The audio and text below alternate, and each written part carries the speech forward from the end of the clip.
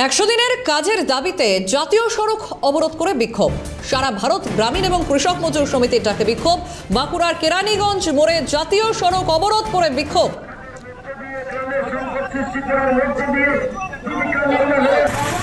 Phone লাইনে রয়েছেন প্রতিনিধি স্বরূপ রায়। স্বরূপ, 100 দিনের কাজের দাবিতে জাতীয় সড়ক অবরোধ করে বিক্ষোভ, এই মুহূর্তে কি পরিস্থিতি সেখানে? দেখো, 100 দিনের কাজের যে দাবি রয়েছে সেই দাবি, কারণ যেহেতু হাইকোর্টের রায়, তারপরে কিন্তু সেই 100 দিনের কাজ দেওয়ার কথা, সেই কাজ কিন্তু এখনো পর্যন্ত পায়নি। তাই কিন্তু বাম সংগঠনের প্রায় 10টি সংগঠন তারা কিন্তু একত্রিত হয়ে বাঁকুড়ার যে কেরানীগঞ্জ জাতীয় সড়ক রয়েছে সেই জাতীয় সড়কে দীর্ঘক্ষণ তারা অবরোধ করে।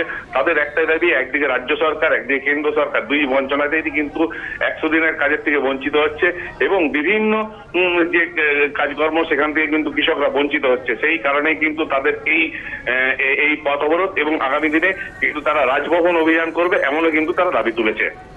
বেশ, ধন্যবাদ স্বরূপ। ফোন লাইনে ছিলেন প্রতিনিধি স্বরূপ রায়। বিক্ষোভকারীরা কি বলছেন এই নিয়ে শুনবো।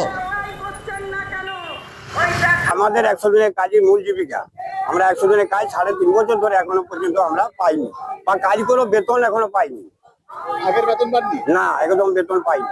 আমাদের এখানে বিভিন্ন অনেক জায়গা, একটা অঞ্চল আছে আমাদের নিকুঞ্জপুর অঞ্চলে, আমাদের পিংরুই গ্রামে আমাদের এখনো জব কার্ডের টাকা পাওয়া যায়নি।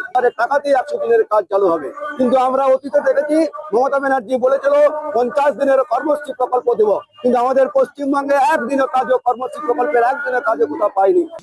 আমাদের শয়ে শয়ে মানে জব কার্ডধারী ক্ষেত মজুররা এসছে কেন্দ্রে রাস্তায় নেবে এই দাবিটা তুলতে, যে কেন্দ্র